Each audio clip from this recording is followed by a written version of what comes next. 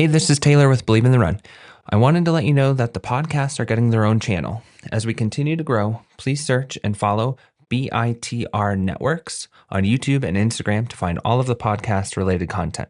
If you're looking for the shoe and gear reviews, you can find those on BelieveInTheRun.com or search Believe in the Run on YouTube and Instagram. Thank you for your support. Here's the show.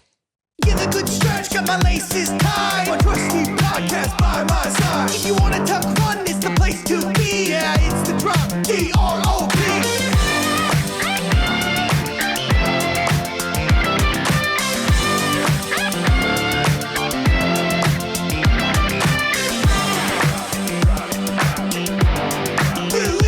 Believe in the Run. Hey, this is Taylor with Believe in the Run. And this is Reese with Believe in the Run. And if you can't tell, I'm sick. So that's fun. I feel like one in Colorado, you're kind of always at least sound like you're sick. Not you, but just everybody who's here because of the dry climate. Yeah. But you actually do sound a little sick today. This is little raspy voice. Some people are just going to tune in for that raspy. The raspy. Voice. I could be on like an episode of what's that dumb show? Yellowstone or something. I'm like, oh yeah. A rough like farm hand. Mm-hmm. You have had hay fever multiple times, and that's just your constant voice. Which it's a bummer that I'm sick because I'm a part of this study. And so I can't take the test. It's like a saliva test until I'm like better, which I want to ask you, do you know your VO2? I don't know my VO2. You've never gotten it tested. And I don't want to know it now, that's for sure. After doing many, many months of not as much activity. Oh yeah. However, someday, I would like to. I've kind of like, I'm such a nerd. I was thinking about like my morning routine this morning. Like I wake up at 4:30 in the morning. I usually, start water for my coffee, go build a fire, come back, do a little pour over. Then I sit down and like the stuff I listen to in the morning and like, it's more like study type material and like the deep dive into the deep dive. It's like, so it's this, a lot of what I tend to listen to is like, they come out with like videos between like 3 and 8 minutes, but they have like 18 hours or 12 hours of commentary, depending on what series it is, based on like the research and all that kind of stuff. And that's the stuff I like to listen to. I almost rarely watch the videos themselves. But okay, I feel like you would like this study then. So I would love to do my VO2 max and do these types of studies and dive in. So, because I've had my VO2 tested twice, but it was both on a bike, which is different than if you run it. And running, it actually will produce a higher VO2 than cycling. But this study, it's a Stanford run study. It's called like the Elite study, I think. I should have pulled it up. But basically, if you... Yeah, well, I know. That's what I was like. I feel bad saying that. It feels really self-promotion. Don't worry. I'm just in this elite study. No big deal. From Stanford. But, for Stanford. It's really nothing big. No, as she says through her raspy voice. But so it's, if you are a female with a VO2 that has been tested and you've been over 55, or a male and their VO2 is over 65, then you can be a part of it. And they're kind of just looking at like genetic biomarkers for high VO2. And so they sent me this saliva test and I have to do it, but they're like, hey, send it back in 7 days. And I was like, oh no, I'm really sick. Is this going to affect it? They're like, you should probably wait. Probably like they just hold who knows like what I'm transmitting. But anyone, if you've ever had it tested, anyone can be a part of it. I think you just go to like, I don't know, it's probably like the Elite study or whatever, something at Stanford. Stanford Elite study. Yeah, I think they're trying to get like 10,000 people to be a part of it. Wow. Okay. Which is cool. And you said, is it females or? Male or female. Anybody. Okay. And you just have to have like an actual VO2 test, not not Okay. just like a watch, like your watch will do your reading. But you've had to do like a laboratory test done. I wish I'd gotten a running one done. And the protocols are different. Like one time I did one with like the nose, they pinched your nose so you couldn't breathe out of your nose. But I was like, well, that feels like a huge limiting factor. Like I need to, like studies have been Breathe. shown that like breathing through your nose actually improves your performance. So I prefer like the full mask and then the thing in your mouth. And even if you are like running, and obviously you're going to be, unless you put tape over your mouth, like you're going to be breathing out your mouth, but also you're also breathing in and out through your nose. It's just not perceived. So that's kind of silly that they block that. Yeah, that one was interesting, but it was cool because on that particular one, which was done here at CSU, they did a blood draw every few minutes to figure out my lactate threshold, like actually in my blood. And so then they basically were just taking blood out. And so we could see kind of when I hit the wall. And man, I hope you've got to get one done because I really want to. Doing a VO2 test and on a treadmill feels scary because the feeling you get on a bike is like, you're fine. This is really easy. And then you're like, okay, it's getting kind of hard. And you're like, holy, this is getting hard. And then out of nowhere, you're like, I literally can't do this anymore. I'm going to die. And I was like, on a treadmill, do you just fall? Do you just hit the deck? Yeah, don't worry about the pads behind you. They're just there. Which I wanted to talk about treadmill running because I was just in New Orleans.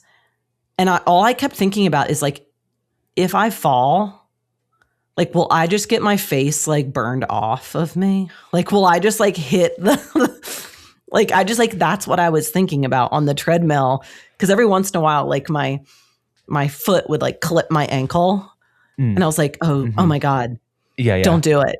You're going to die. Which I think I've only fallen on a treadmill once and it was fine. You get a little bit of a burn. Yeah. I mean, when did this happen? Thankfully, How did this happen? In college. Yeah. Just kind of what you were saying. Just were people around? It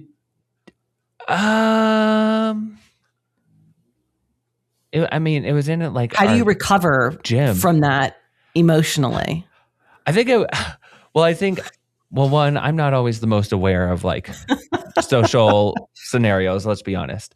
And so like all I did was like got up and got back on and like kind of felt it out, like made sure like you get your hip, like my hip and my ankle a little bit. And you just hobbled on. There must not have been people around. But yeah, I mean, trail running too, of like, maybe that was a good predictor for me of like, I clip a toe and get my hands or fall down often. You just kind of get up and go. I don't know. Maybe that's my MO. Like even like when you roll an ankle, I'm just like, run it out. Just keep it rolling. But yeah, okay, this is telling of my Instagram algorithm here of like, I have a few things that it runs through of like animal stuff. I like animal stuff. There's some obviously shoe stuff. And I also have a lot of videos and my mom, my sister, and I'm really excited my wife for this. too. I included my wife in on this group really chat excited as well. for what this is. But it really started with my mom and I, and we just send each other videos of people getting hurt. Oh my Not God. like gruesome type stuff. Like between Thomas and I, we have some of that, but a lot of it's like Thrasher Mag or skateboarding. Oh, and like they skating? Like break an ankle or something like that. Like cringeworthy, but these other ones are just like hilarious, like hurting themselves obviously, but there's quite a few really good ones on the treadmill of people just tanking it and like or like having it like too close to the wall and just kind of like repeating rolling or losing their pants, that kind of stuff, because they're like holding on for dear life. So did this happen to you? No, but like, or you were just had a fear of it? I have a fear of it.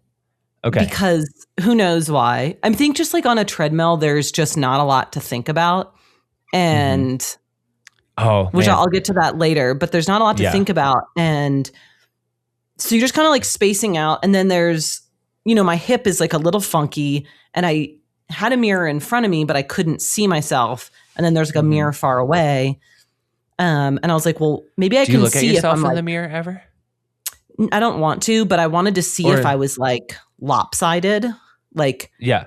if I was clearly favoring a hip. Or like, what if you're running past some like windows or something, like on an outdoor run? You run. I always did it like at the bakery in my hometown where I grew up, of like form check, because they had really nice windows and always had the shades closed. Well, I feel like I had like so much body dysmorphia that it's just like I don't need that in my life right now. Okay. I'm just like, oh God, I don't want to see what I look like running. And I'm more like, how's my knee drive? How's that knee drive? That's like a normal, well-adjusted like human. But even like me seeing a video of myself running, I'm like, oh, do I look weird running? Like, oh my God, I probably look like a total disaster. George thinks I look like. Eventually you think you have cancer because of this was off, and that was totally. Yeah. Like George is like, you're really intimidating when you run. He's like, I'm definitely like scared of you because you're like, you have these like mirrored sunglasses and you just look like you are like all business. He's like, I just would not mess with you. And to me, I'm like, I feel like I look so bad running. But no, so on this, I would agree with George. Like that race you did up here in Estes Park, where I was at the aid station, and I knew it was you coming up. Like we've run it together enough that you know people's form, and this little girl just jogging through the forest. Yep. And like I think we all have an RBF while we're running until like once you got closer, it was like you brightened up. Oh hey, having a great time. But I could get that of like. Yeah, a little intimidating. Well, so on a treadmill, right? Like I have like this mirror in front of me, and you're just like seeing your face, like blah blah with every like down step. You're like, Jesus, that's brutal. But so I would look to the side mirror because I did want to see like, am I like favoring my hip too much? Like, is this what's going on? Just like the biomechanics of it. But when I did that, right, I like looked to my right, and then I like bumped the little arm thing. And I was wherever like, you're looking, that's where you're going. Yeah. Yeah. I was like, I'm going to go down. Yeah. I'm going to go down here. Like, this is not like, and I'm just like there for a work conference. And so I'm like, just imagine explaining to these people why I have like a full face rash, treadmill burn from my head to my, like all the way down my side. So that's like what I'm thinking of on my run on this dumb treadmill, which, well, I guess like how much treadmill running do you do? And I know like, it's winter right now, although in Colorado, it just doesn't seem like that because it doesn't snow. But I know like most of the country is like getting hammered with snow. Especially this week of like, this is like, I just did a post on the Dirt Division Instagram of like, I think winter's like actually finally here, even for us in Colorado. Like I went out this morning. Getting snow? Not currently. It's like bluebird beautiful. We did a few days ago, and we might tomorrow and the next days, hopefully. Yeah, same. But yeah, it's like, okay, I went out early this morning when I woke up, and it was like 20s, very normal, felt fine. But then I went out like an hour later, and it had dropped like, and it does this once the sun like hits the horizon, drops like between 5-ish degrees, but this was like dropped like 15 degrees. Whew. And so I'm like, oh, it must be coming. So it was like 5 degrees at that point. And we kind of live in a weird little spot too of like, you kind of either know when weather is here or it's coming a little sooner.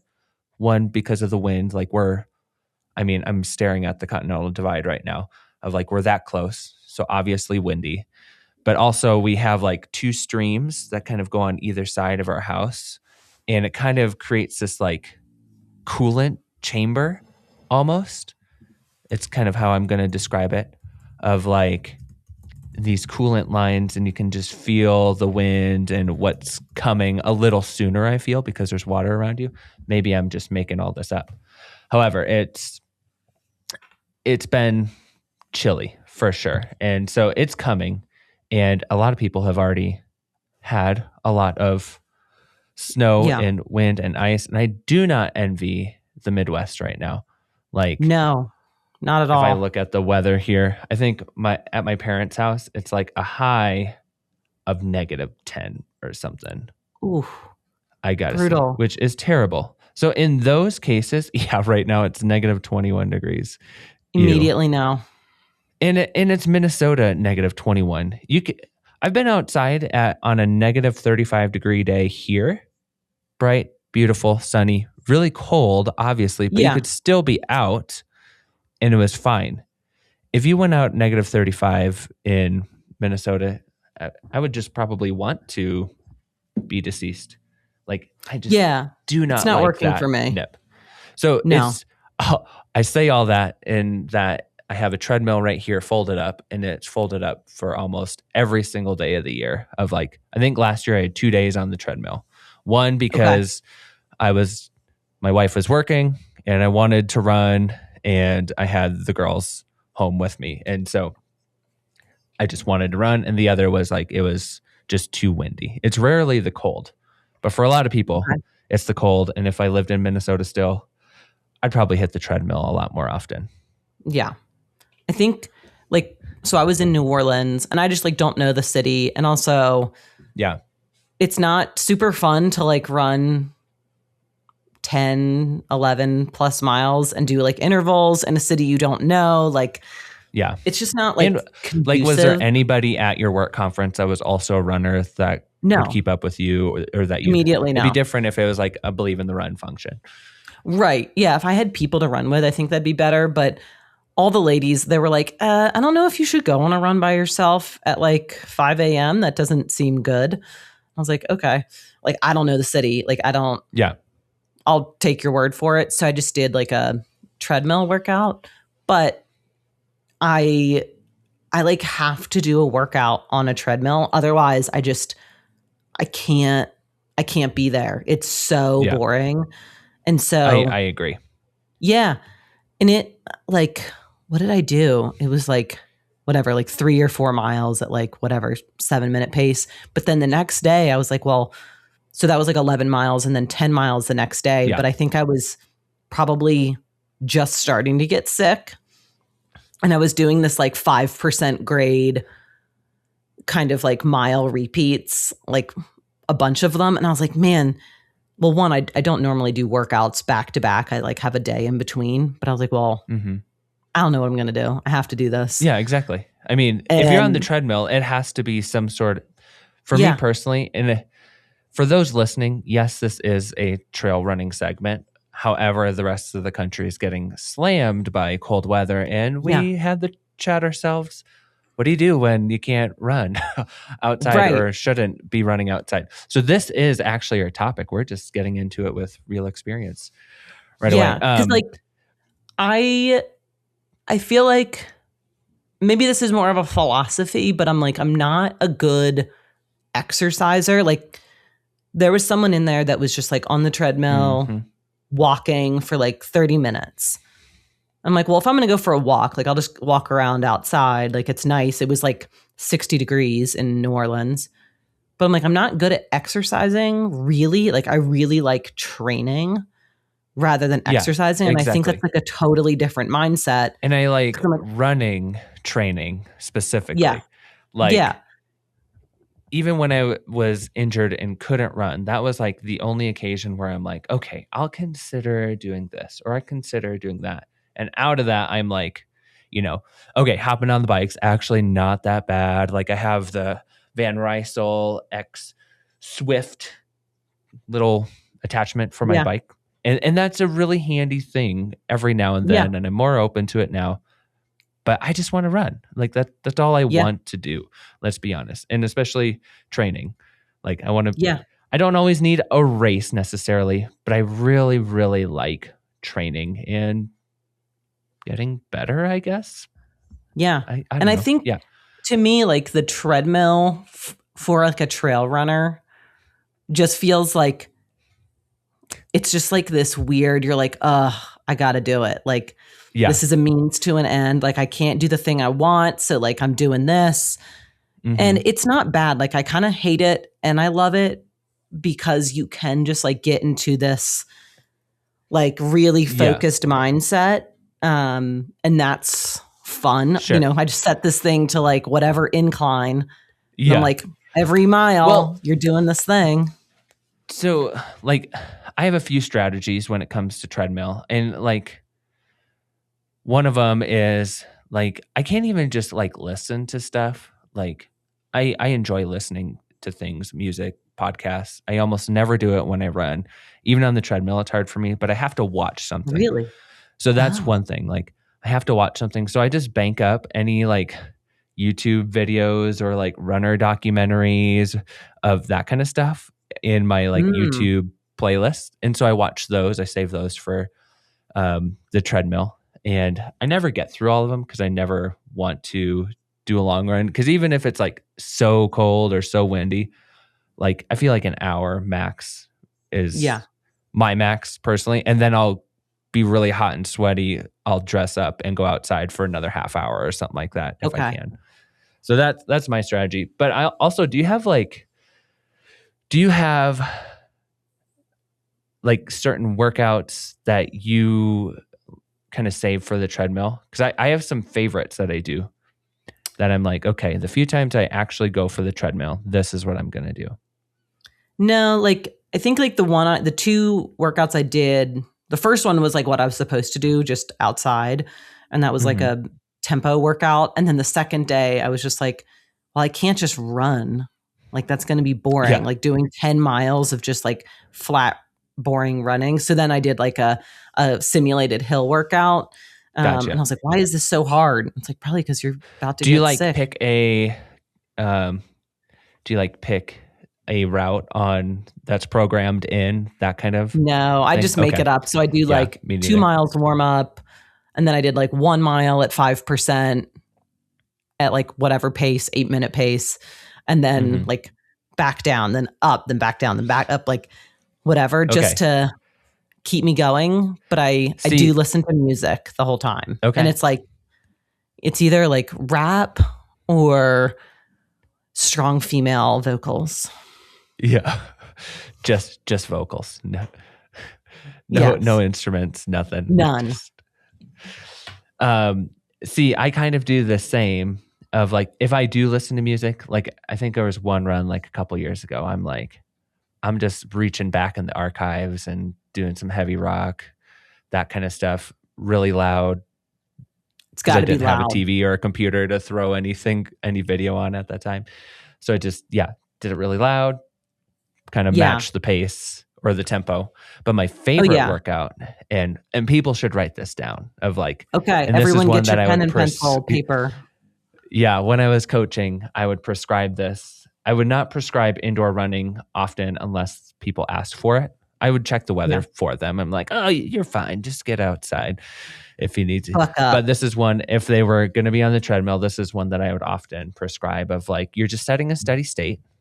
So when it's flat, it's going to feel easy. And, for trail running, we're always talking about not necessarily pace and mileage, it's more time and effort. And so coming from that basis. And so you'd set a pace that feels relaxed when it's flat.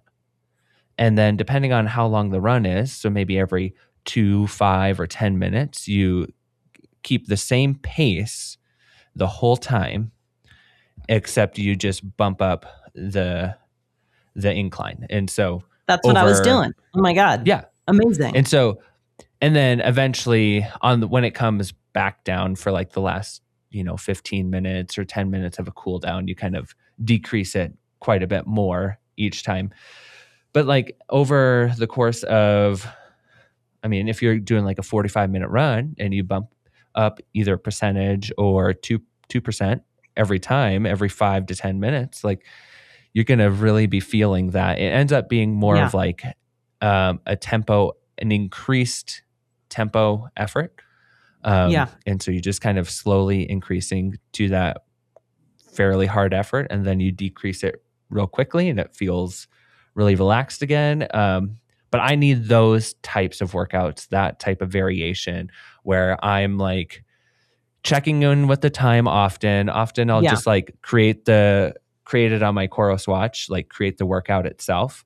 And nice. that way I just kind of don't look at the time and just wait for it to beep. And then I know to like press the button or whatever. And you can just kind of zero in on watching your trail running documentaries. I like that. That's my favorite.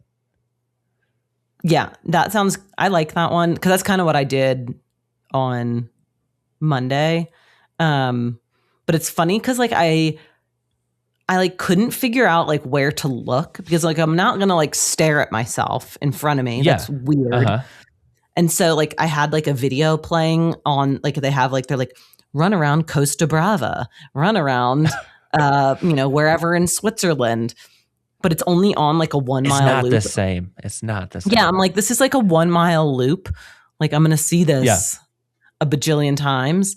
And that's where something really like Zwift is fun. Yeah. A bit more engaging on a bike. Yeah. I can imagine treadmill would be kind of not just kind of boring. I think it'd be really boring of like I like it on the bike because you can actually see some different. It's not about seeing places. It's more about like passing people and making it to the top of climbs and that kind of stuff. I've actually really enjoyed the Zwift. I was going to say trail runners are such a weird breed because it's like so multifaceted where it's like, yes, I like road running. Yes, I like exercising. I mostly like training, but I also want to like explore. It's like another... Like, but I want to like be in the elements. We're all like hippies and we're just like, but I like want to be out there seeing stuff. And so when it just becomes smelling like the dirt and it feeling just the rocks becomes underneath like my foot. Pure exercise. I'm like, this is missing the essence of what I'm here for. And I get it. This is a means to an end. Yeah. But like, I'm here for that, I guess. Yeah. But, it's not something I choose to do. In a similar way. Yeah. In a similar way, like I've been more willingly hopping on like doing the Zwift. But again, I have to have like, it's when I'm writing an article or something like that. And I can just raise my desk up and throw the bike underneath. So just have like the screen and then the Zwift is off to the side a little bit. I usually sit on like some sort of workout that kind of like pings me or engages me more often. But yeah, I feel like, are we ADHD? Especially as a trail runner, we're definitely ADHD. I feel on like the spectrum together. Yeah, I'm like, as we're describing this, we're like, yeah, I need to be doing like 1,000 things at once, and I can't really like do this. Yeah, I'm like, I'm not good at just like being there. Yeah, and here's the other thing too. Like when you're actually out there, though, it's not like you need anything. It's just like, this is exactly where I need to be, the perfect amount of engagement. And like, that's why I love trail running so much for me personally. Like, I'm sure I do have ADHD tendencies and my mom and wife could definitely back that up for sure. Probably my coworkers too. Let's be honest. But that's why trail running, it's like running can anywhere, whether you're on the treadmill, road running, but definitely trail running definitely lends itself to being able to kind of satisfy all of those little itches in one little silly form of movement.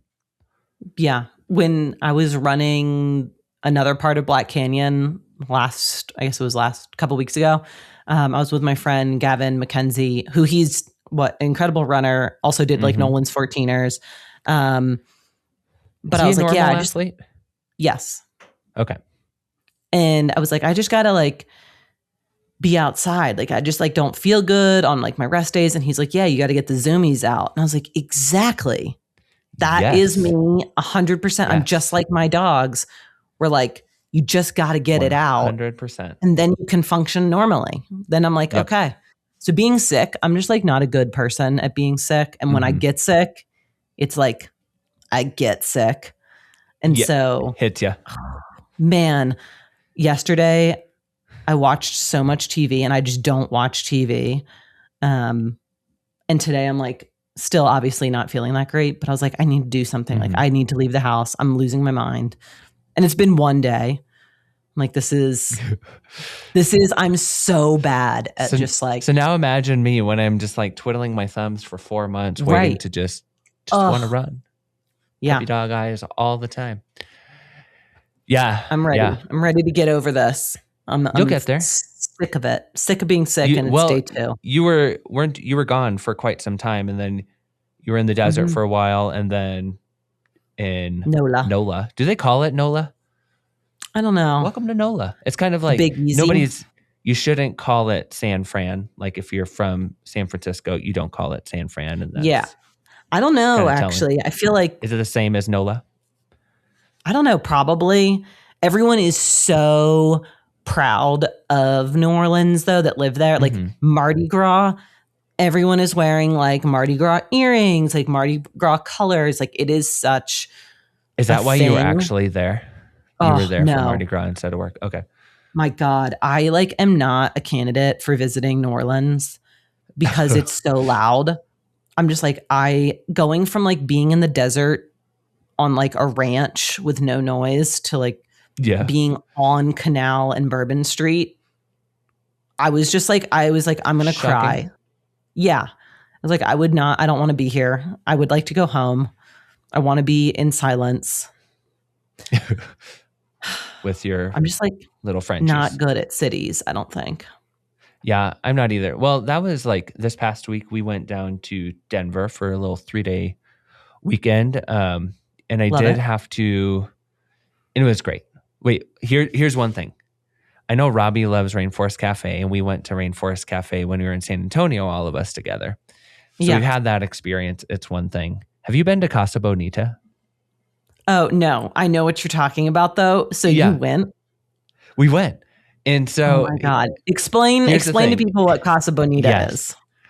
Okay, so I'll start it this way. So 12 years ago, when my wife and I moved to Colorado, we're newlyweds. We didn't have a house for many weeks because we were just waiting for our jobs to start. And we just finished college. So it's like this weird sense of like, we're basically on a glorified vacation, couch surfing on my brother's couch. And one of the first restaurants, because we just had time throughout the day, and one of the first restaurants someone recommended to us was Casa Bonita. But I think it was a joke because it has to be. Or maybe not. I thought it was a joke after people had explained it. Like it's, in quotations, a Mexican restaurant with entertainment, and they've kind of become world famous, perhaps. At least their posters would tell you so. Right. But many people have recommended it over the years, and like, you just got to go. You just got to go. You got to experience it.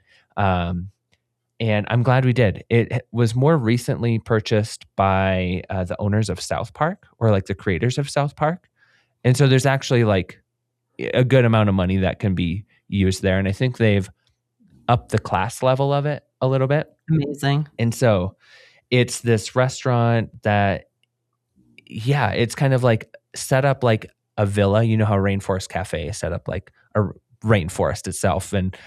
But there's none of the animatronic things, and like that's the entertainment in Rainforest Cafe. At Casa Bonita, there's actual entertainment. They have cliff divers inside, mariachi bands going on. Like my worst you can nightmare. Kind of like see, I thought it would be too, like just loud and lots going on, but it was actually, and maybe it was because I was with my daughters too, of like, and maybe this is the ADHD in me too, as well, of like, took away from like, the food was fine. It used to be kind of famous for having terrible food, but fun time. But now it's like the food was fine. You have like a choice of 5 different things. Plus you get, what are the sopapillas, which were actually really good. But then you can go around and do all these different things. And like, they have a root beer bar. They have a puppet show. They have cliff divers, the mariachi band, gift store, all this kind of stuff.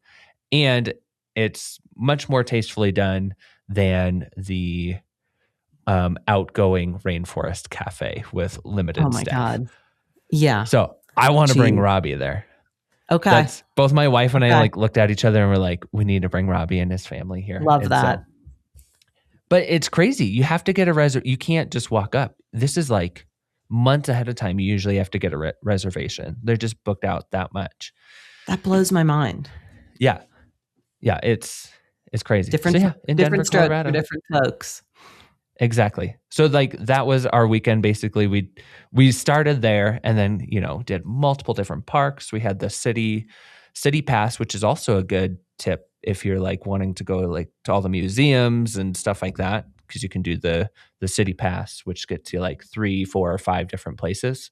You kind of pick what you want to do and it's cheaper that way, especially as a family being able to go. So we went to I slept really good when we got back, let me tell you. So we went to like the Children's Museum, the aquarium, and the zoo. All of that.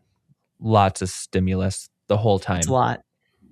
And then, some really nice little coffee shops and whatnot. But here's the thing. I did some road running one of the days at City Park. And I've never seen... I did the Kip Summit Max. Kip Summit Max. Okay. Which there should be a first thoughts coming out pretty soon on that.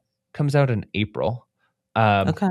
But yeah, it had just snowed that day. I don't know if you were back in Colorado then. No. There was like a couple inches of fresh snow and it was beautiful. But I've never been in a place where there's just been so many runners out.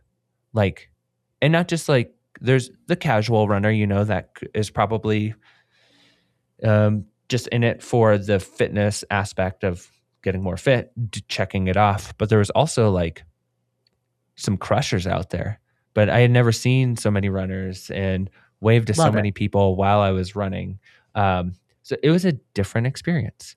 It makes me feel a little better about myself and my job of like, I always have loved working for Believe in the Run because I feel like we give helpful information. You don't always get to see or talk to the people who like consume what you're putting out there. And I love being just like a helpful, hopefully a highlight of a person for runners.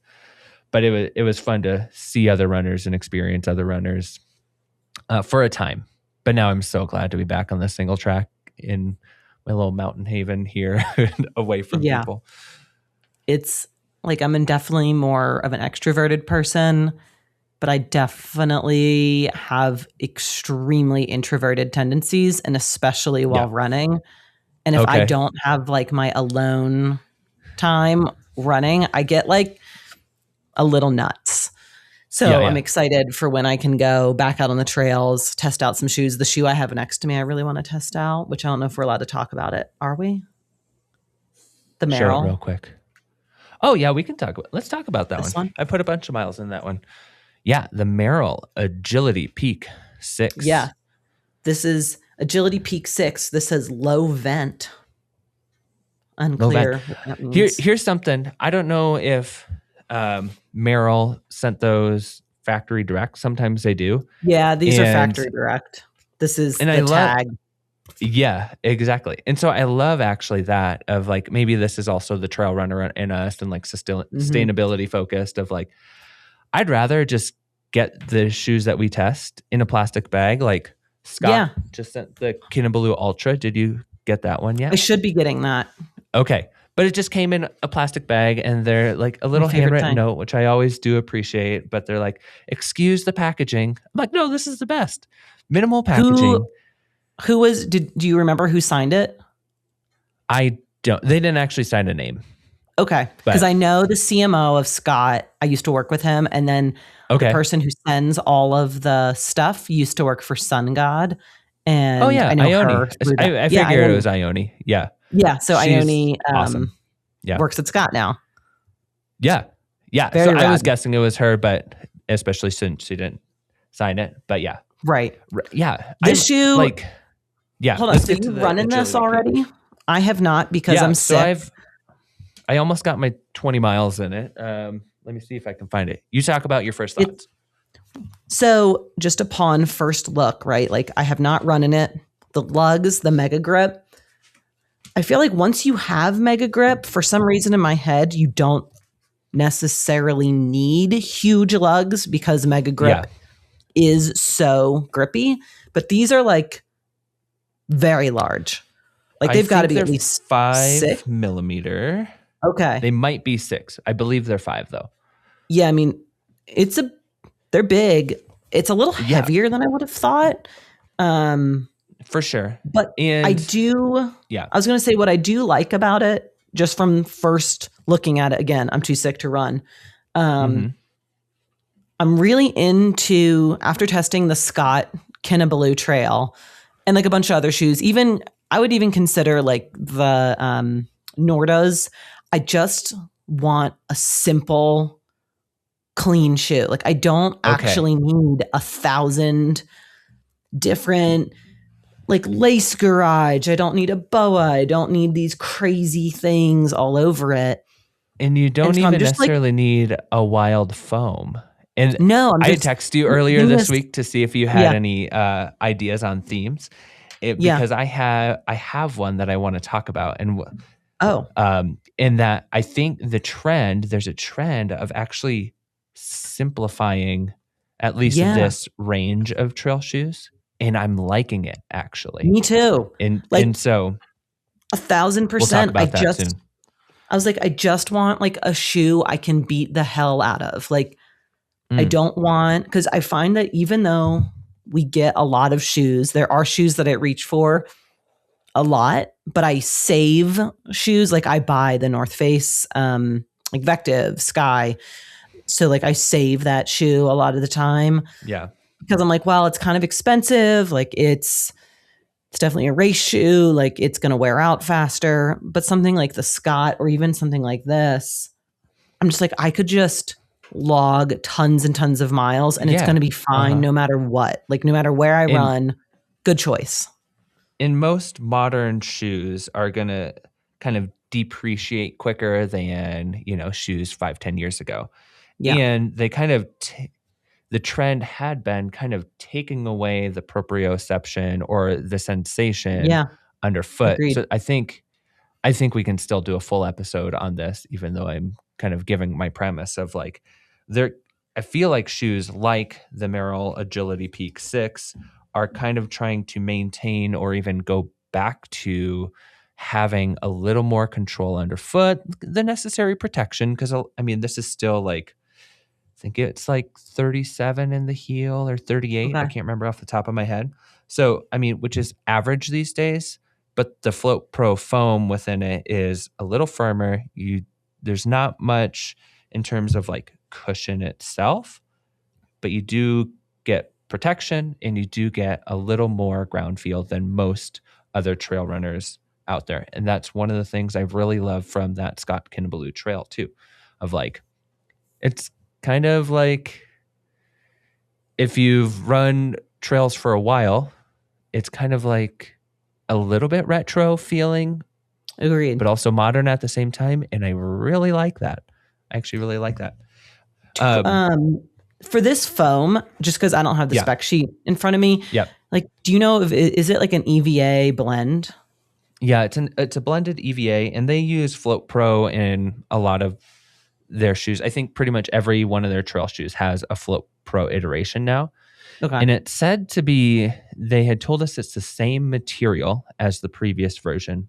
Okay. And did you run in the Agility Peak 5? I can't remember. No, I ran in, oh man, now the names are going to kill me. The Long Sky.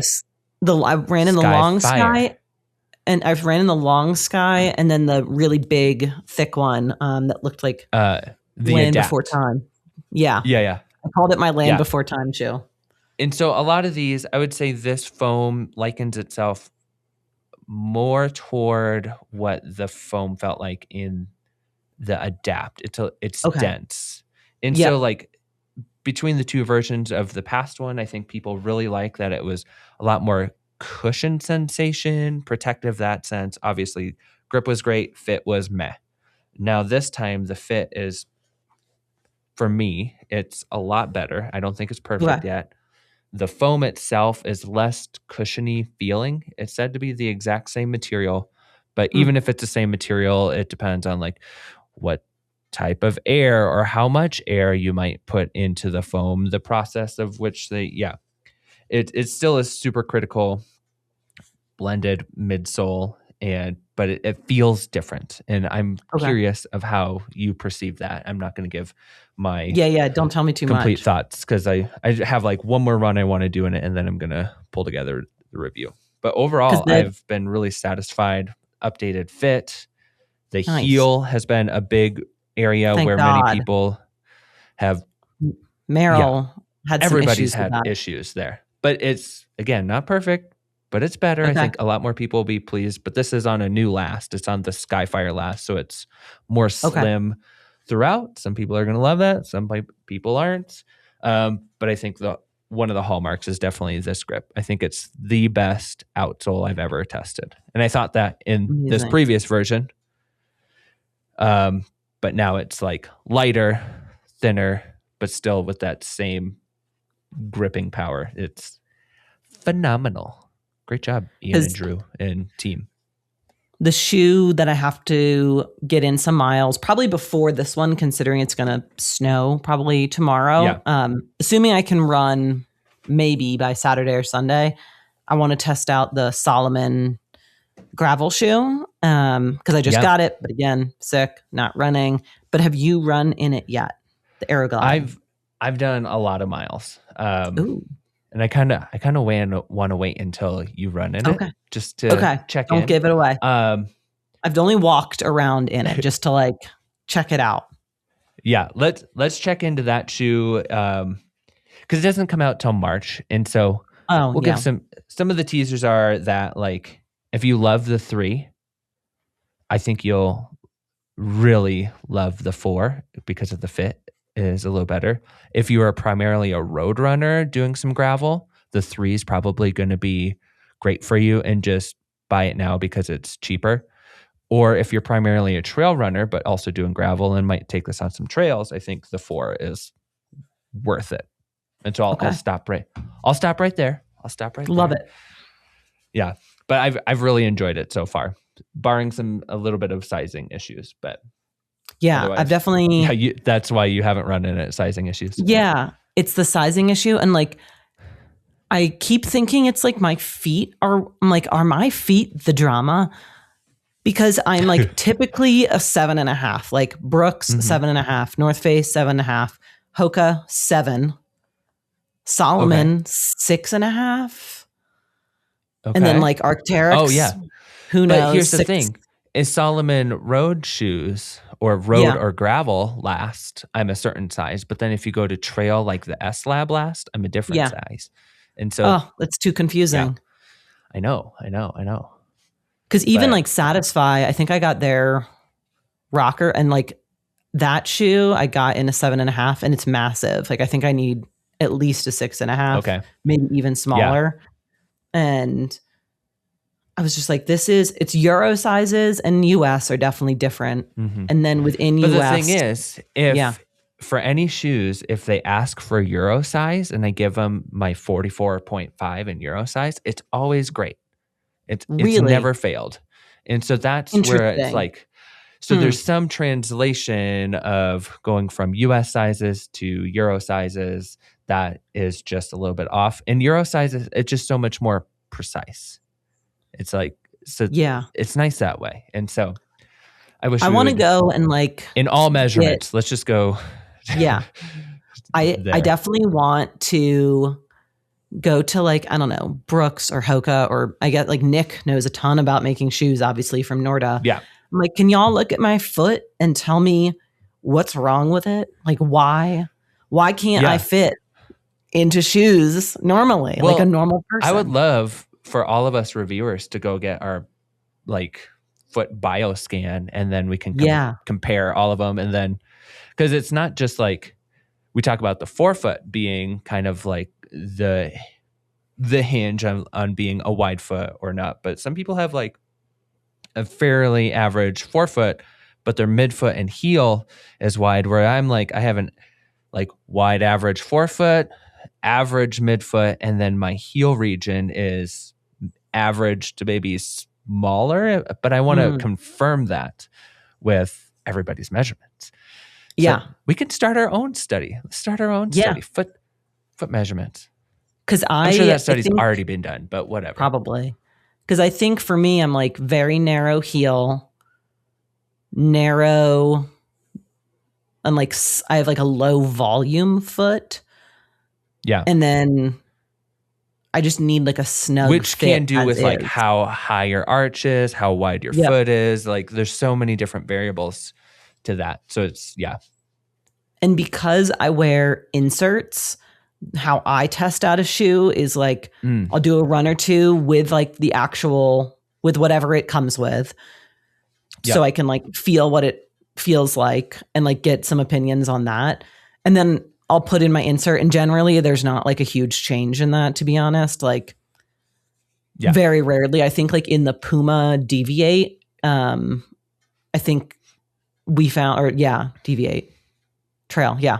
There were some differences Nitro, there where Elite, like, Trail.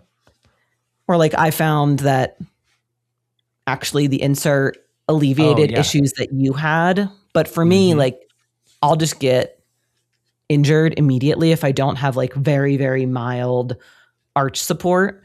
Yeah. Because I have like a medium to low arch. Okay. Can I ask you something on that? And that'll actually kind of kick us into our last little topic nicely and into our guest this week, which is Cole Zucker. He's the founder of Kila inserts. So you wear an insert. Yeah. And love them. So like, and yours is to support your arch mostly. And like, that's for most people too. Sometimes it's to put a little more drop in a shoe. Sometimes it's to, alleviate the toes. But most of the time it's for that arch support. Yep. And so when you purchase your inserts, do you know off the top of your head, like around how much they are for like, is it like an orthotic? No, it's way less. insert? So Okay. orthotics. So the reason why I don't like orthotics is because there's typically no give in them. They're like a hard plate.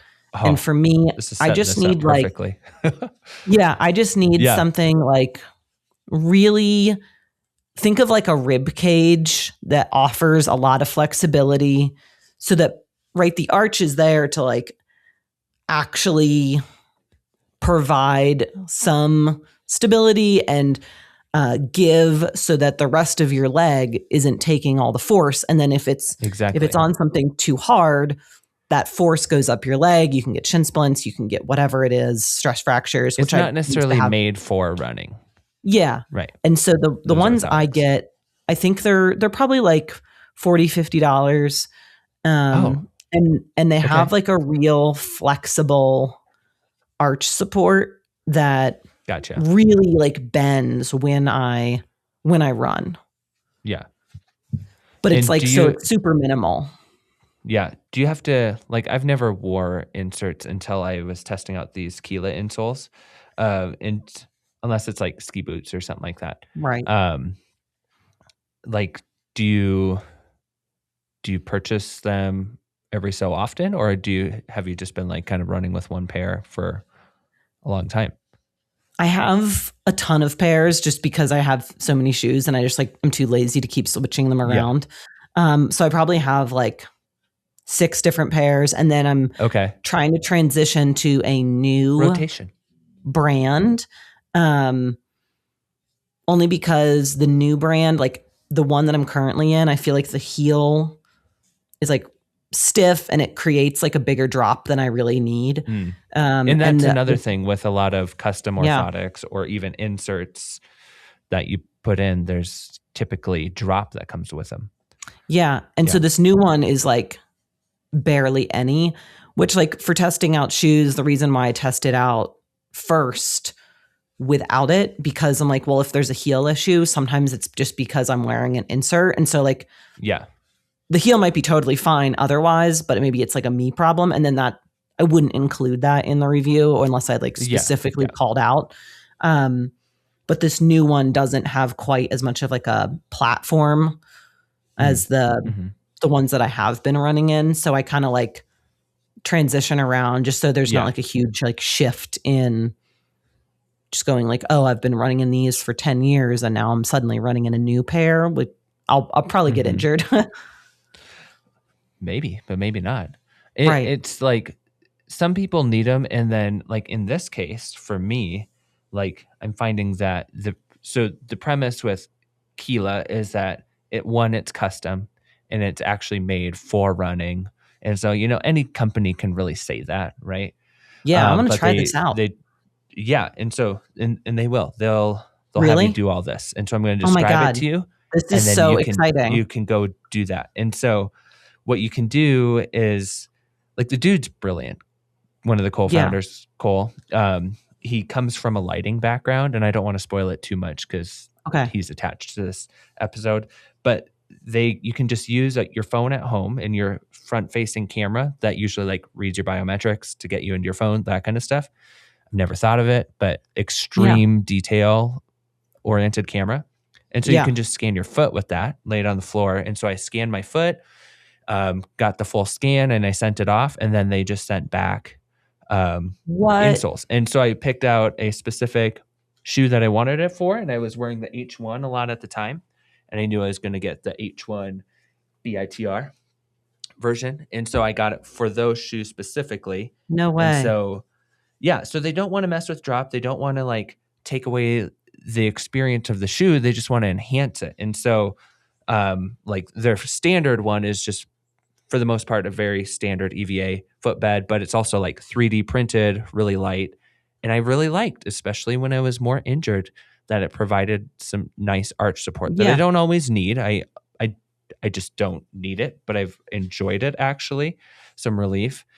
But I think this is kind of the next frontier in terms of shoes. And there's a few brands that have really focused on that insole as being part of the experience and not just where your foot is lying on top of all this other technology, right? And so like Speedland is kind of like the extreme example of that, having a full drop-in midsole. And like Tracksmith has that. Yeah. Innovate's Boomerang insoles, those beaded, maybe TPE beads. Can't remember exactly what it is. But I think there's a lot there that enhances the experience and performance. And the same goes with this, of like, this is their most recent insole for Kila. It's PIBA. It's a PIBA. Besides the structure that you're getting, that's like, it was really well mapped to my foot. The only issue I had is that they're a little short for the size of shoe I had. And so I would only feel that on downhills when like my forefoot my toes were kind of touching the edge of the shoe and I could kind of feel it. But that was the only time I perceived that. But overall, like, super light is that extra added, like, slight bounce and comfort. And they're also going to be coming out with a race day style of this. So like, one, it's custom to your foot, specific to your shoe. So if you're wearing, like, he wears the Pegasus, Cole, the co-founder. And so like he can transfer it from shoe to shoe to shoe and get the same experience and hopefully enhance the experience of the shoe in running, and you get your like support within it. And so interesting. It'd be interesting to because like the Spenco ones that I have, so it has like, this is the arch. Oh yeah, okay. Seems so quite it's like minimal, but enough. Yeah, I mean, it's like very flexible. But it provides just enough. It's just, this is like a very, obviously people are listening to this. So the heel, it's very stiff and like plasticky, and it's fine most of the time. But I've found that like, there have been times where like, it's definitely annoying. It adds like a little too much. Cut it off. I'm like, can we just get this plastic out of here? This is like a hard corner. And that's where I really appreciated this one, because I've never even wanted to go toward insoles, because I've just perceived it as being like, kind of invasive. If you don't need it, you don't need it. But if it can, so this is a lot more flexible because of the material they used. Love and that. It's 3D printed, all that. I'm super curious about these. Yeah. So they just signed Tom Evans, and he was actually like winner of UTMB Western States, that Tom Evans, A6 athlete. He was actually using them prior to being signed. And so like Oh. there's a testament right there of like, so at any rate, hopefully you guys excited stick for that around and listen to this conversation. conversation. Yeah. And I'm going to put more miles in them again, because I mostly had them around where I just like decided not to run anymore and coming back into running. So need to confirm some of the things that I felt and whatnot, and we'll have a review of that too, of our experience in it, and get you a pair. Yeah, I'm excited. Insoles. Okay, there's a lot more things that I wanted to talk about this week, but we're already at at time, and we'll save it for coming weeks here. I'm gonna go heat up my tea. Including, I'm gonna just say this right now. Fuga, another brand that maybe people haven't, Kila's Fuga, people haven't heard of, or maybe are just hearing of because they had a recent athlete sign of, why can't I think of his name? Max King. Solomon athlete. Max King. Solomon athlete. Longtime Solomon athlete. Great runner. He just signed with Kila's. Yeah, you've tested that. Like, oh my God. to see it at UTMB. It's like very, very good. Like, let's talk Kila's next week. Yeah, like I want it in. Yeah, we should talk about them. But I'm like, this is near perfect. It's so good. Like, very impressed. I'm gonna stop you to have that. It's like waiting for the next episode. Yeah, the lingering excitement. Maybe my voice won't be quite as raspy next time. But maybe that's what's winning people over too. Either way. Yeah, I'll start my own OnlyFans and I'll just talk to people. Just talk. I'll just talk. And I'll start smoking and talk like this. I feel like I am a smoker. I'm going to be at Black Canyon just smoking. Yeah, I mean, you can join all the Satisfy guys with their cowboy hats and ripping cigs. Yeah. Post-race. That will be me. Yep, that's me in a nutshell. Please. Okay, perfect. Yep. Well, on that note, I'm going to go take a smoke break. Yeah, and I'm going to go take a run break, and then maybe I can enjoy one after. Amazing. We'll enjoy. Okay. Bye. All right. Bye. Hey, this is Taylor with Believe in the Run, and today I'm sitting down with Kila cofounder, which if you haven't heard of Kila, they are an insole brand.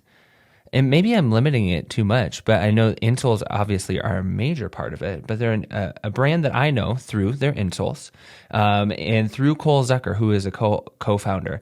And it's a unique experience to be able to, acquire these because they are personalized. And we'll get to talking about that too. But Kila comes from a really cool background that I was able to hear from Cole himself when we were down at the running event. And I'm excited for him to be able to share how he came into this space and how Kila was co-founded.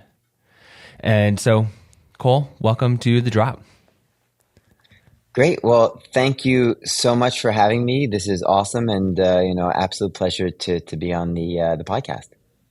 Yeah, absolutely. And before we really get into the nitty gritty about Kila and why this is really a unique experience and a unique product for the running space, or just really footwear space. I shouldn't just limit it to running, but performance is on your mind, of course, because you are a runner. Can you give us a little bit of background of how you got into running itself? And then I will also want to touch on some of your professional experience prior to Kila. Sounds great. Yeah. So on my end, my journey into running is probably similar to a lot of people. Started running in elementary school, high school, and eventually in college. I was a 5K, and then eventually progressing to an 8K, middle distance runner. Something that I was drawn to as a kid. I remember when I was in 7th grade, the cross-country coach came and spoke at the school, and I was just immediately drawn to wanting to be part of that group. Of course, there's a lot of different sports you can choose as a child or as a kid, but I was very much feeling like run was the sport for myself. And so here I am, a couple decades later, still as passionate as ever, trying to get PRs in the marathon, which is a progression for many runners. Yeah. And when you were back in middle school, you said that you just kind of connected with running. Like I remember like when I was in third grade doing that presidential fitness mile, I had like, I had broken my arm. So I had a cast, but I really wanted to run the mile. And I ended up like beating all my friends. And that was like one of my earliest memories of feeling like, oh, this running thing. I never really considered running as like a thing to do other than the presidential fitness. Like what connected you with running at such a young age? Like what was that feeling or thought process? Yeah, I mean, what comes to mind is when I was, I guess, a freshman and was running my first 5K race. The gun went off, and of course, it was so exciting. The adrenaline's pumping. All the runners are lined up, and you're going as fast as you can in terms of however long you think you can hold on for at that speed. And there's a moment that crossed my mind, which was as far as running, it's just a game of who's willing to suffer the hardest. I mean, because everyone can get to a 15-minute 5K pace. The question is, can you hold it? And so to me, it was really exciting because it just felt like I was able to, of course, excel because thankfully I had good genes and good capacity to run quickly. However, in the end of the day, a lot of it is mental and comes down to grit and persistence and toughness. And that was something that I was really drawn to at a young age. I guess I was born to want to suffer, and it felt like running was a great outlet to be able to do that. That's awesome. And before we get into kind of like the foundations of your professional career and Kila, I got to ask, since we're so gear focused here at Believe in the Run, what's your like daily trainer shoe that you choose to go out in? Do you have multiple? And like, what's your marathon race day shoe? Yeah, it's a great question. I am a Nike guy through and through. Mostly it was because I have been running in Nike since I was a young kid, and I guess I've tried, Brooks and On and every other running shoe you can imagine, but ultimately it just felt like it was best tailored to my foot. I race in the Alpha Flies, which I find to be a really great shoe. My day-to-day trainer is a Merrell, and my harder races or harder running shoes is typically the New Pegasus, which I am enjoying. Okay. And so really anything within the kind of Nike canon of footwear, that's kind of what I've always gravitated to. Yeah. And I mean, that was kind of me with Asics too before this gig that set me onto a lot of different shoes. Would foot shape be kind of like one of those leading factors for you? Like I know Nike, if you have a particular foot shape, and obviously they have great technology throughout all of their shoe, but is foot shape kind of that leading factor? Yeah, I have a very narrow foot, and so it just feels like the Nikes fit me better than some of the other maybe wider shoes like Ultra or New Balance. I have enjoyed some Brooks shoes, especially the newer shoes. I'm excited to test out. So similar to you, I like to test running gear and find the newest and best technologies out there, especially in the world of shoe, where innovations have been just incredible to watch.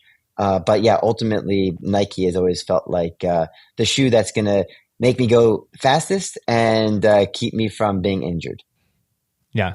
I mean, and that's the best shoe possible, right? When feel good and keep you going.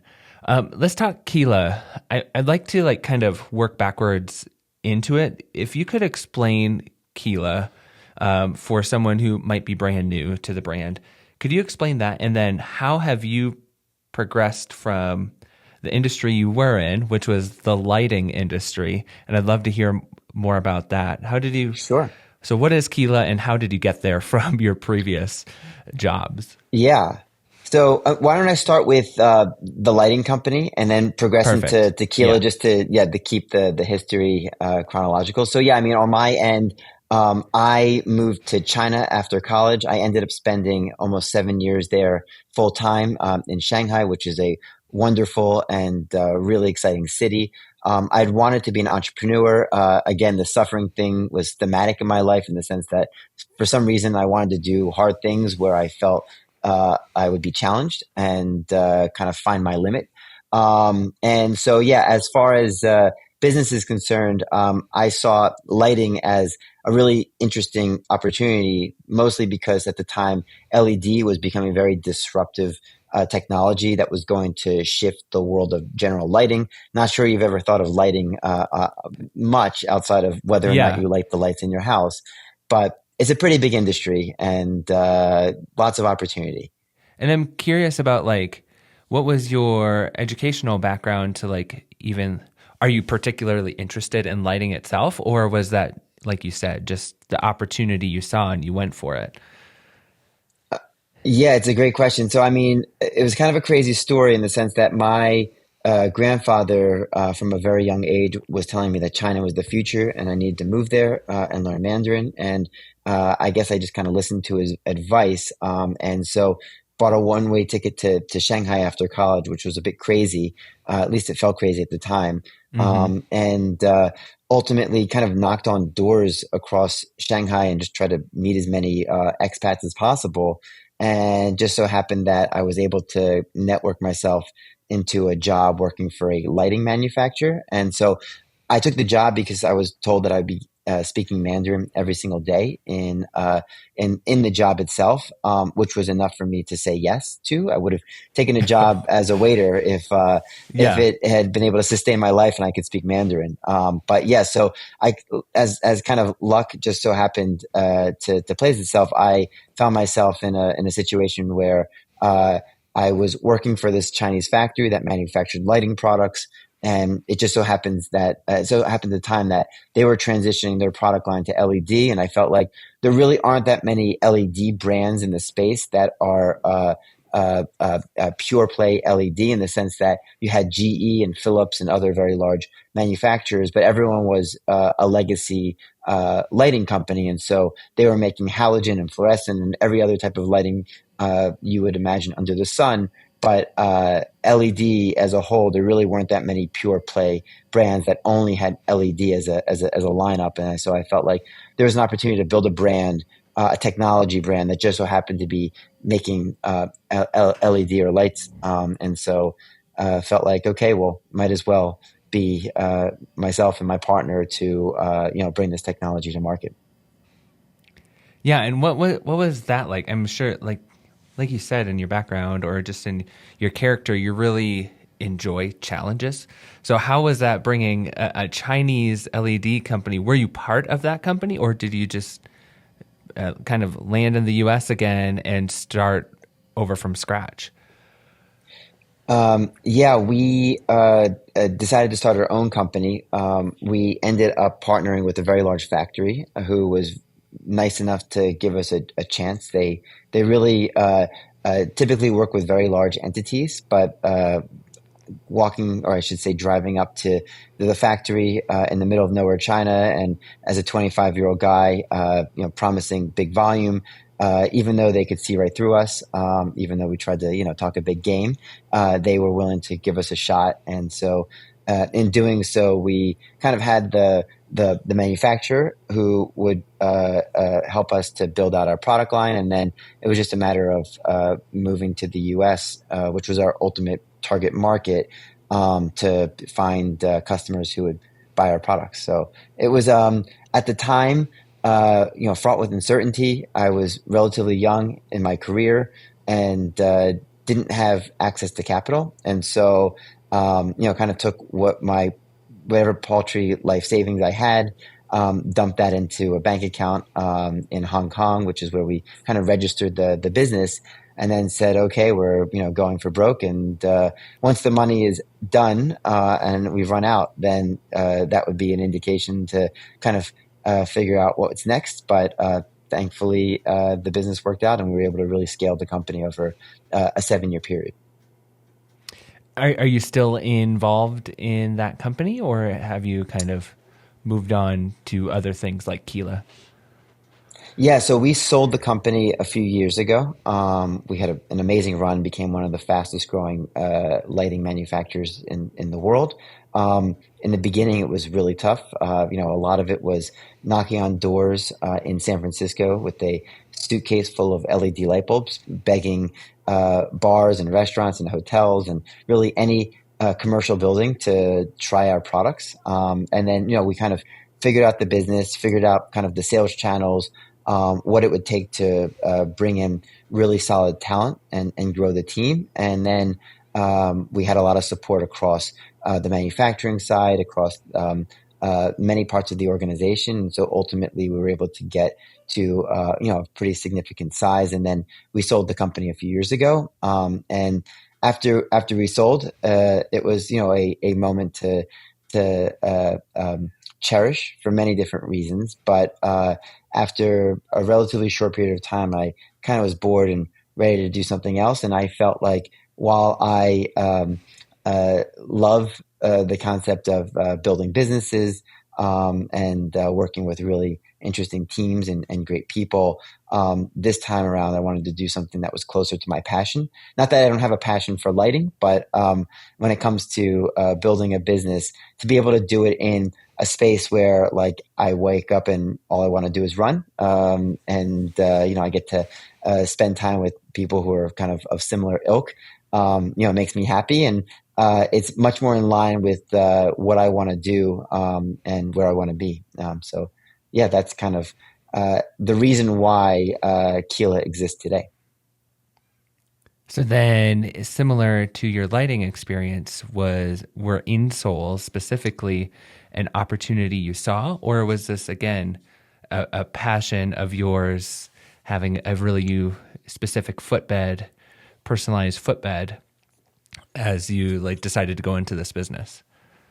Yeah. So when it came to the start of Kila, and we're relatively young, so I've been running with orthotics since I was in high school. Okay. And the original podiatrist made a cast of my foot, sent it over to the lab. A few weeks, maybe it was a month later, they were ready. And they were as heavy as a brick. And even though I felt like they were beneficial to keeping me injury free, it did feel like there was significant added weight. And it almost felt like it was a product that was made for those who had issues, and not those who are, healthy runners, so to speak.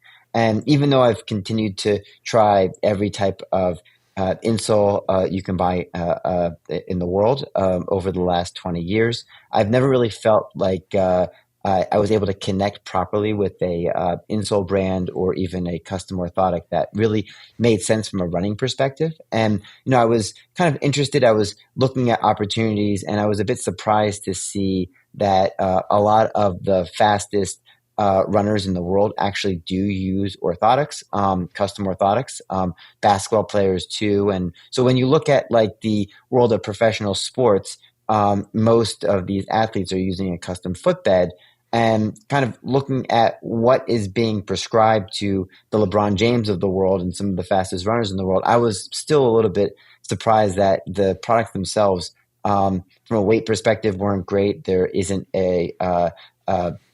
there's a drop in the insole, so it's really changing the way in which the shoes are meant to function, and just for a whole host of other reasons. It just didn't seem like there was a great solution on the market, and so I felt, well, if I can be the guinea pig, and if I can try to get a really top of the line product to market that has very low weight, and at the same time has all the benefits you would need to not only keep you injury free, but also help perform at a higher level in terms of energy return, in terms of being able to have the ability to get to a personal best, any type of gains from an efficiency perspective seem to be something worth focusing on. So over quite a long period of time, my partners and I spent a lot of I would say lab time to effectively build out what we would consider the best custom insole you can buy on the market. And not only best in performance, weight is just one of those metrics, right? And agreed. I've been able to use a couple of different materialed insoles that you guys have gifted me custom for my foot. And I have to say, you had asked this question at the running event, if I noticed the weight difference. And honestly, I didn't, because I've used some insoles that when you put it in, it's exactly as you said. You feel like there's more weight added to the shoe.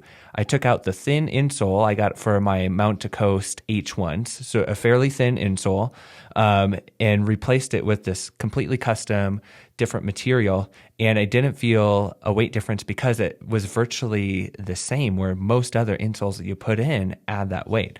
So that was one metric. And again, to your point of like having multiple different materials to work with. And so when you talk about Kila, if you're like the salesman now, what does Kila have to offer for a runner, besides just like weight benefits? I know you talked about the materials, but if I go to your website, there's a whole process that I go through that's custom to me. Can you describe that a little bit? And why is that part important? Yeah, of course. Happy to answer that. So when it comes to a kind of stock insole that you get at call it a local running specialty store versus something that's specifically made to your foot, I would equate it to kind of the equivalent to buying a off-the-rack suit versus a made-to-measure suit. While an off-the-rack suit is going to look good if you buy the right size, one that's specifically made for your body is 10 out of 10 times going to look better. The way in which we fit your feet, so to speak, is that you download our app, you put your phone on the ground, and then as you went through the experience, we use the phone's LiDAR to effectively create a scan of your foot. And so by doing that, we're able to see how your foot's arch is built, and then effectively what we're able to do from the foot scan is create and design an insole that's specifically made for you. What people don't realize is that your feet in most cases are different. So I would say they're more like siblings, not identical twins. And so the length is typically a little bit different. Where your arches hit are typically different. The height of your arches are usually different. And that pronation and supination that you see when you're running and in your gait, you would be surprised. Your body in a lot of cases is compensating because they're not fully symmetrical. And so what we are doing versus the stock insole is that we are making sure that these custom insoles are built for you, and so that you have fully optimized your running performance and your running gait. So every time that you're hitting the ground, which is obviously the bottom of the chain when it comes to your feet, your knees, your hips, your lower back, everything is as symmetrical as possible, which from an injury prevention perspective is something that over time will pay dividends. And that is, in running longevity, meaning, when it comes to being in your 60s and 70s, this will help to prolong your running career without needing a new hip, for example. But at the same point, you can get a lot of, small nagging injuries from plantar fasciitis there's just a million different shin splints. There's a million different running injuries that we're all dealing with all the time. So this will help to reduce a lot of that, because the impact of the ground every time you hit it is, fully neutralized. But at the same point, because there is a snappiness, we're using a top cover, which is effectively super shoe material. What that is doing is it is creating some energy return, some bounce back that you may have noticed, that is like this additional kind of snappiness in the shoe. And because it is a zero drop shoe, it's really emphasizing the performance of the shoe. It's not impacting the way that the shoe is built at all. So it really is a great way to customize the shoe specific to you, but at the same time, give you additional benefits that you wouldn't have had by just buying the normal shoe itself. And one last thing to say in that, I'm sorry, this is kind of a little bit of this is perfect. Great. So the other thing that I think is quite important as it relates to concept to understand is that when you buy the shoe, the shoe is not built for you. The shoe itself, Asics, Nike, they couldn't possibly build a one for one for every type of shoe. And so they effectively create a foot that they believe is good enough for 80% of the people out there. And so you're buying something that wasn't specifically meant for you. It doesn't mean that it doesn't work. In a lot of cases, you'll be just fine with the normal sock liner. But if you want to improve your performance, reduce injury, and just have what I would believe a better experience, using a custom insole, especially the Kila custom insoles, will really make the experience that much better. Yeah, in my experience so far, and I'm coming back from injury after like 4 months of no running, and I was using these in my return to run program just to have something a little more support, a little more kind of a dual density midsole, a little extra protection. And whether walking or running, I definitely felt a difference. I do want to remark on the process for me. Like I was kind of approaching this as a consumer, like we always do in our reviews, with somewhat of a critical eye of like, is this really going to work? Are they actually going to be able to match my feet from a phone camera? But then to your point, and you made me think about this when we were talking at the running event, of like those phone cameras are like they're really high quality and specific. If they can identify my face or a change in my face and not allow my phone to unlock, like of course it can probably read the contours of my foot and whatnot. And so like it was actually quite simple. I downloaded the app, and it told me exactly what to do. And I feel like spelling this out is really good for consumers because just like the complications in being able to go through a process to get something is sometimes what's going to prevent people. And so I was at home with my 2 daughters. I had dinner on the stove and my wife was still at work. And so a lot going on. And my dog roaming around too while I have my phone on the ground trying to match my foot. And I was able to do it. And I'm a perfectionist in that sense. So I like retook the photo like 3 times to make sure I had it. But I was really able to do that. And I was really surprised that once I got the insole back, it actually mapped my foot really well. And so like kudos to you guys to be able to offer that without having to go to an orthopedist, and at the cost too. Can you speak to the cost as well? Yeah. Well, I'm glad that you had a really positive experience. And yeah, I mean, in many cases, the scan process only takes 2 minutes. And a lot of times people say, wait, that was it. Which obviously for us is a mark of success because, to your point, the LiDAR camera on the phone is so good now that 2 identical twins can't unlock each other's phones. So we're really able to see very precisely down to the millimeter the depth of the foot, the contours of the foot. So we're able to create a really solid scan that we can use as a focal point to design the insole.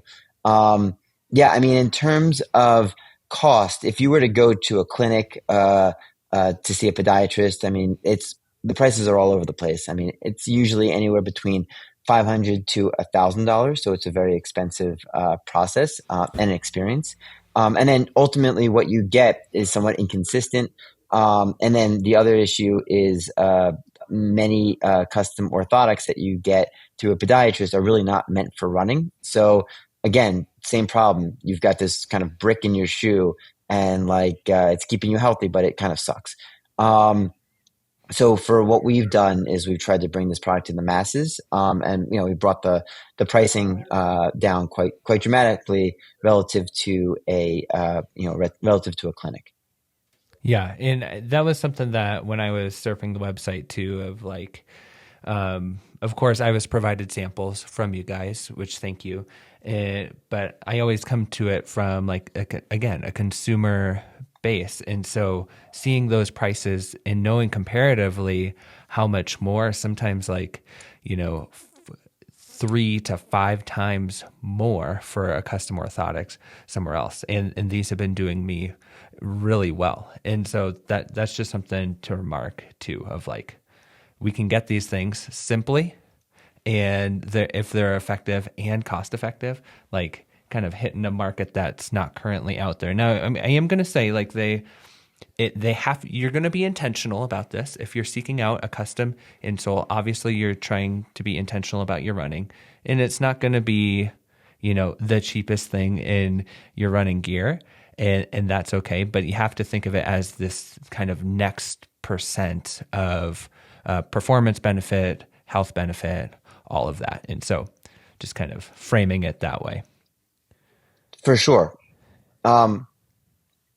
One other thing there, is we've shipped out over 100 units to professional runners, and the feedback has been really fantastic. And we know some runners have won huge events in them, and we continue to ship more as they need it. So we really want to align the brand with race and performance, because we know that from our feedback and from our testing that this is a product that will help you go faster, and stay injury free. And we believe we have kind of built the best mousetrap on the market, which is why it's resonated so well with so many professional runners. And we are excited to continue to expand the brand, and continue to grow and build solid partnerships with many organizations within Run.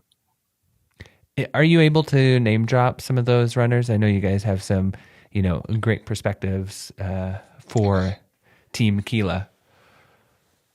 Totally. So within Team Kila, we have Anthony Costales, who is a former podium winner at Western States, and then Ryan Becker, who won a Broken Arrow race earlier this year. We are also in the process of bringing a number of pretty big names onto our kind of sponsorship roster.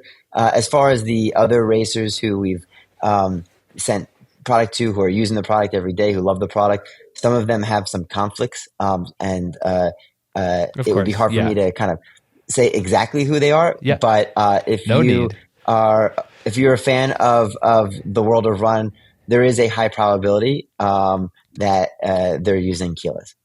Yeah, and there's just those two names for the Dirt Division podcast of like both trail runners, Ryan Becker and Anthony Constalis, also great like 5K marathon runners too. Of like, and so it doesn't just give you performance benefits on the trail, obviously.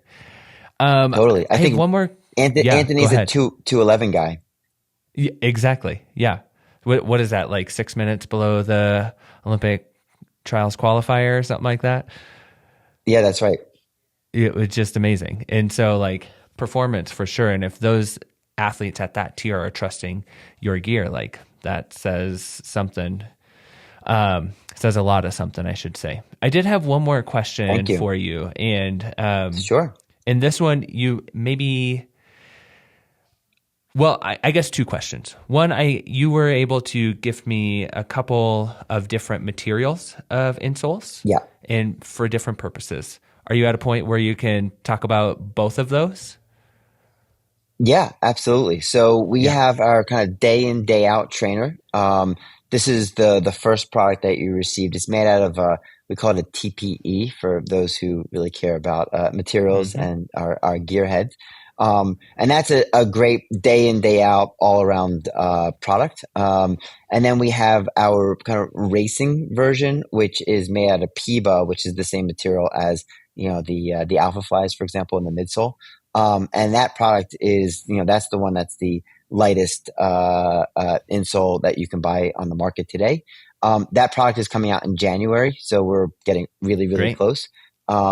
And the feedback has been fantastic. So, we've got our kind of good, and then our best versions of the product. You really can't go wrong with either if, you like to run. If you're, a 2 hour, 10-minute, marathon runner, the better version, of course, is, more performative, but, both are great.